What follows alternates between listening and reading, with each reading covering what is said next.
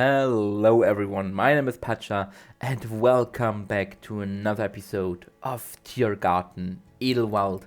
And today we are gonna continue our Asian Highlands area here in our new zoo that we started last week with our very cool exhibit for the Markhor and Sichuan Takin. And in this episode, as you already saw on the thumbnail and probably on the intro, we are gonna build for one of my most favorite animals in the world, and that one is the red panda, also known as the lesser panda. Why that is and why there is a whole lot of things to talk about, the naming of the red panda and the giant panda, we'll get into later. But yeah, today we're gonna basically continue this mountain range that we constructed last time and let it end in more foresty bit, so to say. So the mountain goes down, it slopes down, and we end up in a forest that two red pandas call their home. And as with last time, this build is not inspired by anything in the actual Zoo Schönbrunn or Tiergarten Schönbrunn, which is of course one of the main inspiration, if not the main inspiration for this whole project. No, this is my own design where I combine a lot of different ideas from zoos that I saw myself or on the internet, such as Tiergarten Berlin, Zoo Berlin, also of course the exhibit in Schönbrunn, but the exhibit is actually somewhere else that we actually are already building in that in a moment, but this is my own design here. And as with the Hoofstock exhibit, the Asian Hoofstock exhibit, the idea behind this is that this was a different habitat before, most likely for elephants, since this area we are building at the moment is the real elephant exhibit in the real Tier Park, and they converted that area after they got rid of the elephants into exhibits for, as I said, for Asian highland animals, in this case for the red panda. And we will later see, we will construct something that looks like it was maybe the pool back then when we had elephants, and now it's meant to be a barrier between the red pandas and the guests, so that we can live with very little actual fences, basically having like a fenceless exhibit here, only with some hot wire and some moats, as well as the mountain range in the background, again with the faux rocks. But I mentioned that there is a space in the real Tiergarten Schönbrunn where we have red pandas, and I am actually already building in it, and that is the center in the middle with the pavilions, Emperor's Pavilion, that we are also currently building in with our hoofstock yards. And in one of these cages, or part of one of these cages in the middle, there are actually the red pandas next to the giant pandas, which is of course fittingly, or at least there were red pandas, because red pandas recently moved out of this exhibit, which was a nice exhibit, a fine exhibit. You can probably find some pictures of it online, but it was, even when I was there, my first thought was, it isn't the biggest exhibit, and now they recently moved into a bigger one, into the old exhibit of the koalas in this zoo, which of course are now housed with the spectacled bear, and then what we also got with the last Zookeeper's DLC. So they have a bigger exhibit now, which is definitely cool, and the old part of their exhibit, or the old exhibit, will become part of the giant panda exhibit. Now we are also actually constructing a backstage here. Yeah, we have a backstage this time, though I only will do the building itself and not really spend much time on the inside decorations, and you will also not have any speed build footage of me doing the interior. You will see it later in the actual showcase part, so if you're interested in that, but as I said, it's just a carbon copy. There's not much design into it, because I want to spend time on interiors that are actually visible for the guests. For example, with the hoofstock yards, we have windows into these backstage areas, so guests can see them, so it makes sense to have something there, otherwise you just look through a window into an empty room. But with this backstage, which is behind the scenes basically, there's no way for guests to see into it, and I might decided to save a little bit of FPS and performance with the zoo on a long run. I decided to stay more simple with these backstages on this part. If you have a problem with that, let me know, and probably we can do a proper backstage area for the red pandas. But in the end, is nothing that guests will ever see, so to say, and so I decided to save some pieces, some performance on that, and rather have just a simple backstage that isn't decorated or anything in that matter. But yeah, of course we are working again with some faux, this is real mulch here, to make it more green, and of course this is a more modern backstage area. So we are using just simple concrete. I mean, this was a previous habitat for different species. They constructed now this habitat on them, so they didn't had time or money to make elaborate backstage areas like the ones for the hoofstocks that have been there for over 200 years at this point, almost 200 years at this point. So they just bent with a basic design, simple design, and the same will be the case for once we build for the actual backstage. We won't be built for the backstage for the Markor and Tarkin. It will also be a more simple build that serves its purpose. Since nowadays it is not about most elaborate buildings and stuff like that. It's about giving the animals what they need and making that as cost efficient as possible, without elaborate design stuff like that, because most guests will never see these backstages, so why spend copious amounts of money on them if it has no use for the public? If the animals feel happy in it, if they have what they need in it, that is all that matters basically. But yeah, we are now constructing the pool here. As I said, what was a pool? I know it looks very tiny, but hey, it is an old exhibit. Probably it was very tiny when this was still in use for the elephants, when we still had all elephants in Edelwald.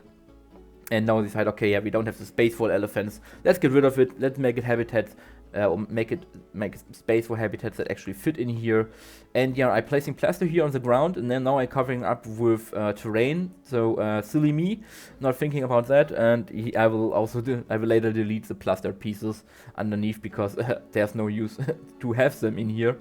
But this is not all we will gonna do in this episode. We will also gonna create, I will already talk about this, little shop next to the red pandas, or little bistro, or whatever want to call it, that is closed actually, that is shut down. It is not longer in use, or is not in use for the season, for example.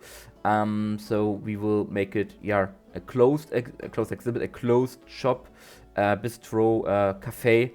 And this is something that I actually also saw in the real zoo, because there is this shop near the elephants that when I was there it wasn't open. When I went on Google Maps and internet to look up the reference and stuff like that, there was never a picture with it being open. So I have to guess it is just fully closed forever. But it looks like it has a similar style to the hoofstock houses and stuff like that, and the pavilion.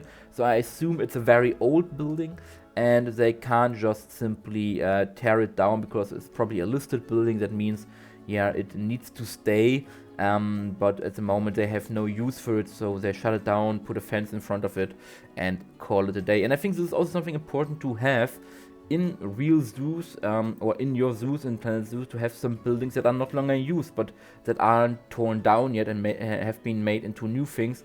So just things that stand around and have no purpose, but are there. I think it gives some nice background and some nice life to your zoos if you have things that you can find in the real world, like shut down buildings, shut down shops and stuff like that, that the zoo just didn't have the patience or time or money to remove yet, basically. But my most favorite part in any build that I do for climbers is climbing frames. I absolutely suck at climbing frames, and I never really know what I want to do. I took some inspiration from some real ones for red pandas, but I'm not really happy about it. You can let me know if you have more ideas what I could do for them that is reasonable in this space.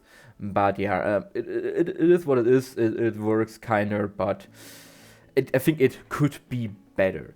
Anyway, let us talk about something I mentioned in the beginning, and that is the whole deal with red pandas and giant pandas, or lesser pandas and pandas, as giant pandas also called, because there is something of a misconception or something of a you probably don't know that with this naming and stuff like that, because actually the red panda is the original panda.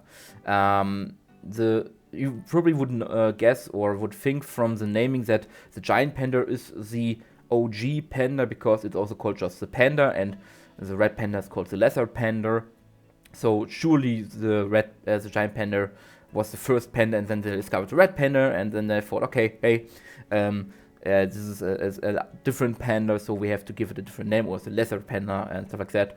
And this is not the case. Actually, first, before we talk about that, both are named panda because we thought that they are very similar genetically, that they are related to each other, because both have a similar diet, they both come from Asia, and they both have what is called a false thumb on their front paws, which means they have like a thumb, like we do humans and primates do, which they use for grasping bamboos, but it's just an elongated finger, not a real thumb finger bone, basically. But yeah, they have very much similarities between each other, so we thought, okay, they might be related. But coming back to the naming problem, actually the red panda was discovered earlier than the giant panda, or not discovered, but described earlier, which of course means once it's described, that is it gives it a name, and this name is now the fixed Latin name for it. But yeah, it was described in 1825, wow, almost the time the zoo was opened, by Frederick Cuvier. You probably know Cuvier from, or you know the name Cuvier from stuff like the Cuvier's Cayman, an animal we got with the aquatics pack, but this is not the person who named Cuvier's Cayman. This is actually his brother, George Cuvier, the more famous of the two Cuvier brothers, who was also the one of the founders of the modern zoology. But he has had a younger brother, which was Frederick Cuvier, or Cuvier, probably, and I don't know my French, and he described the red panda in 1825 as Ailurus fulgens, and he originally thought that the red panda was a member of the raccoon family because of its similarities with the striped tail and how the way it moves and stuff like that, which isn't that far from the truth, but is actually also totally wrong anyway. But this red panda, or the red panda itself, was then the only panda known to the world, and was also just known as the panda throughout the English-speaking world, because for over 40 years this was the only animal that was known as panda. Panda being, I think, a type in Tibetan word, but I would have to look that up. And then in 1869, Armand David, another French person, not discovered but described the giant panda, Ailuropoda melanoica, I think it's called, which means black and white. And he described it as Ursus melanoicus, so as a bear, a black and white bear. And now they had these two these panda films, and at that point they thought, okay, these two have to be related. They have very similar attributes to them, so both probably are related. So one is, we name this one the giant panda, or the big panda, and the other one is now the lesser panda, or the smaller panda. So nothing to do with that it is less worth, but it is a smaller variant of the panda. And this was a long time believed to be the case, that they both are basically closely related to each other because of their similarities and their similar ways of living. By the way, we're now building this closed cafe or shop here. And only recently, not recently, probably around 50 years ago, something like that, they did some DNA testing on these animals, and it was found out that the giant panda is a true bear, because they also thought that the giant panda might be related to raccoons because of the red panda, but we found out that it is a true bear species, but it is not very closely related to the other bears. It is a very basal, very primitive bear species that divided from the other bear families around 19 million years ago. So it is very primitive. It is a very basal, as a called primitive species of the bears, that is much closer related to what the ancestor of all modern bears are, basically. And the same goes for the red panda or lesser panda. They also did some DNA testing to find out, what is the deal with this animal, because it was long time they thought it was a bear species, they thought it was a raccoon species. They didn't even know what to do with the adorable red panda, but they found out that it is also its own species in the order Ailuridae, and it's its own species. It is closely related to animals like raccoons and coatis and things like that. It is part of the bigger weasel family of things like weasels, otters,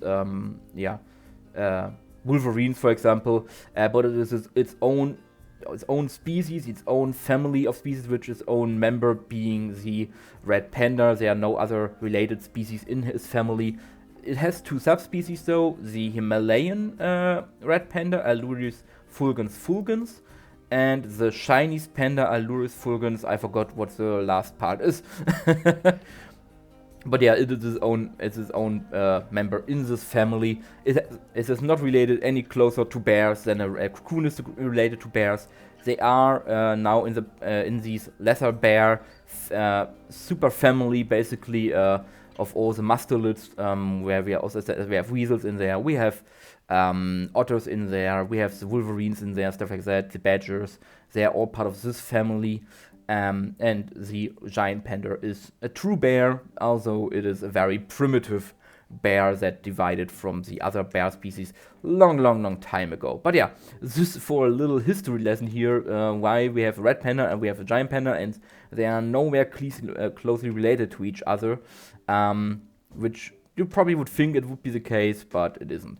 Anyway, we are now, as I said, gonna construct the building, the closed shop over here, and as I already said, it has a similar style to the Hoofstock Backstage area buildings that we have in the center, but it's closed, and maybe I will at some point open it. Let me know in the comment what you would like to see in these buildings. If we would make it probably maybe a information station about red pandas, because there are very endangered animals that need a lot of help. There are a lot of conservation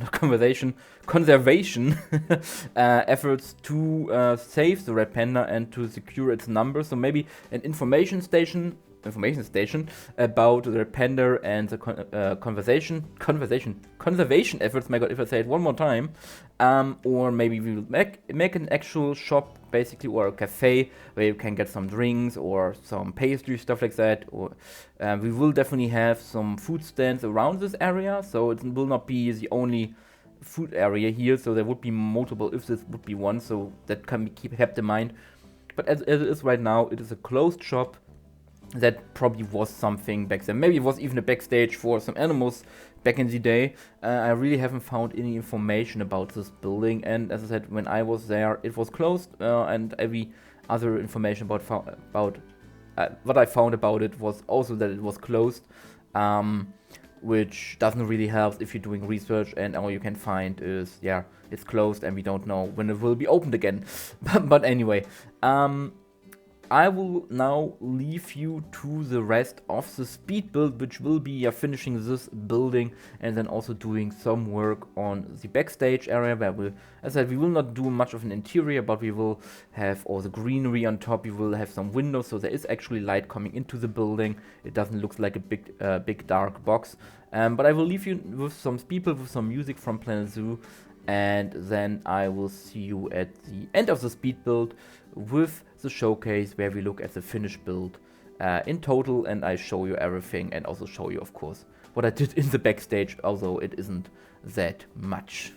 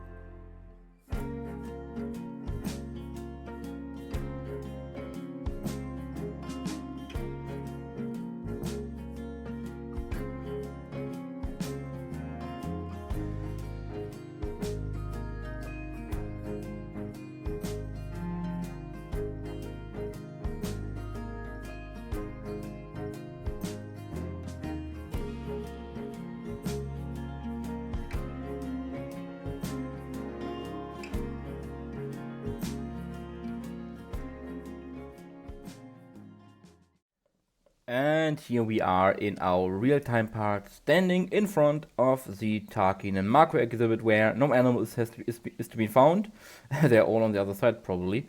But now we have this rock wall over here where we previously only had the fence. And if we continue the path, we come to our red panda area with this little red panda statue. I never thought I would use these statues because they looked so silly. But I think here they kind of work, and I saw some similar statues in Schönbrunn with a similar, not the exact same, but also with this more, childly, friendly style, basically. And it fits definitely for the red pandas, one of my favorite species. They are so adorable, I love them. But yeah, this is the final exhibit. I also didn't really talk about these huts that are from my raccoon exhibit in not in Schönbrunn, in Raven Creek. And so I reused them here. And yeah, this is of course the way to the backstage, and we have all the climbing frames and ropes hanging around. As I said, I'm not the best in climbing frames, so there's definitely some things I could do better. But yeah, I mean, the red pandas can use it, they can get around and they don't mind. And that's, I think, the main point in here. Also put in this, not very well hidden lock into this broken down tree, because for some reason these broken trees are not climbable, and I wanted to make it climbable, and it technically is climbable. I have never see them use it, but technically they can use it. Maybe I will get some footage of that at some point. But anyway, we continue our path around here, and we get to another viewing point on this side, where we can also get a closer look at the red panda. So they could come really up close over here, but they couldn't escape. But yeah, I really like how lush it feels with all the foliage, with this canopy of trees over here. Feels really like a little bit of a forest in this place that we have just stripped out and placed over here for the red pandas. And if we continue our way, we come to the closed shop. As I said, this is closed. There's nothing in here. The door's quite low. Maybe I have to make that higher. But yeah, it is empty at the moment. Nothing in here. So maybe there will be something in future. As I said, let me know in the comments if you have ideas what I could place into here. But yeah, last point on our tour is of course the backstage. As I said, there's nothing in here. I just made the cages basically where we would keep the red pandas, made some windows, placed the water in here because I didn't have any space for the water, and the keeper refuses to fill up the water bowl. It is in the exhibit, so I had to place this fountain over here, this dripping water feature. But no one will ever see it, so it's fine. But yeah, it is very bare bone, and I'm on the roof again. Wow, this has been a while since I was on the roof. But anyway, this is basically everything that is to say about the red panda exhibit. As I'm very happy about it. There will probably some change in the future regarding the climbing flanks, for example, or the closed shop on this side. But I will inform you about these once they will happen. And yeah, this was everything for this week's episode. Next week, there probably won't be an episode. I can't promise it yet because there is some real stuff coming or being in the way. I will make a community post once I know if there will be an episode or not. But just be prepared, there might not be one. And then, but the week after that, of course, we will be back with a new episode. Just next week, maybe, I don't know yet, but we will see. I will see about that. Anyway, I hope you enjoyed this episode, and I hope I see you in the next one next week. And that until then, you stay safe, you have a great time, and bye bye, everyone.